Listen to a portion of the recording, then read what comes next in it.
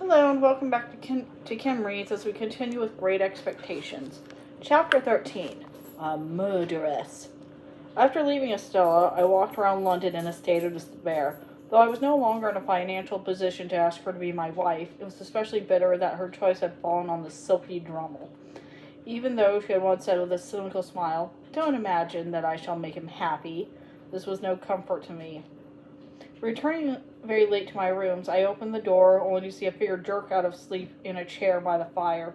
We were both startled, but in the moment I saw it was Mr. Wemmick. He put his finger to his lips in an indication of silence and motioned me closer. "Forgive me for startling you, Mr. Pip," he said in a low voice. "Mr. Herbert gave me the key. Now beyond that, we will not use any names. You understand?" I nodded, my heart beginning to beat very fast. "Is something wrong?" I whispered. "Yes and no," replied Wemmick. I threw down my coat and hat and sat down close to Wemmick. He explained, "You may have noticed that Mr. Jaggers has clients of many kinds, not all of them the best class of people. Far from it. But that kind of person often hears things that you or I would not, since we don't drink in certain low saloons or have friends among the criminal class." I was about to protest that last comment, but thought better of it and kept still. One such low person passes on the gossip he hears us because he wishes us to keep it on the good side of Mr. Jaggers, in case he must ask for his professional advice, continued Wemmick. "Today, we heard that a man named Compeyson is spreading the rumor that a visitor from New South Wales is in London. The rumor is bound to reach the authorities soon." I paled and felt cold in spite of the heat from the fire. "He must not be captured," I cried. "Mr. Jaggers and I agree most heartily," said Wemmick. "Thus, tonight while you were out, Mr. Herbert and I arranged to shift that visitor from his rooms near here to a house by the river. Mr. Jaggers imagined someone might follow you in the hopes of being led to that visitor.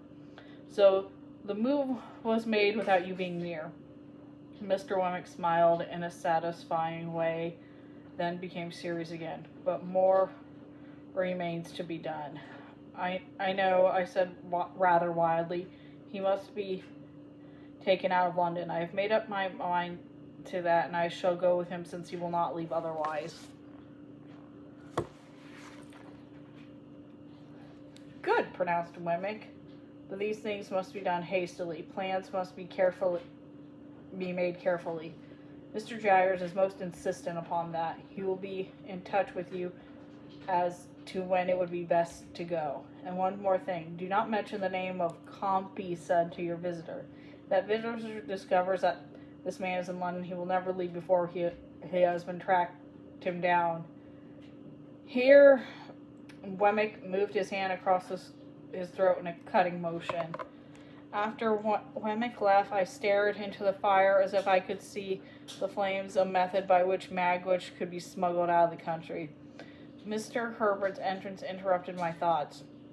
He had just come from visiting his beloved Clara, who lived with her invalid father beside the river. From his window, the old man enjoyed watching the passing ships. As Herbert spoke, I had an inspiration. "That house is perfect. From here we could row Magwitch out on the river and transfer him and me to a ship bound for anywhere. There are captains who will do anything for money and ask no questions." Herbert became enthusiastic about my plan at once. "You must buy a boat," he said. "We will row on the river every day until people around here get used to seeing us. Then on the day of the escape there will be no comment on our rowing out as usual." The next day I bought a boat, and Herbert and I started rowing. At first we did not stay out very long because we had accustomed our muscles to pulling an oar. I sent Magwitch's purse of money back to him by Herbert. Later, by a roundabout route, I managed to visit myself, feeling certain no one had been able to follow me. I soon met Clara Barley, a sweet girl with a round, pretty face. Later, I congratulated Herbert on his choice, and became red with happiness at my praise of Clara. Magwitch was somewhat subdued by the need to switch his logging. Though he protested feebly, I persuaded him now was not the time to draw attention to ourselves by investing in a showy carriage and horses. His protests were stronger at my plan to smuggle him out of London.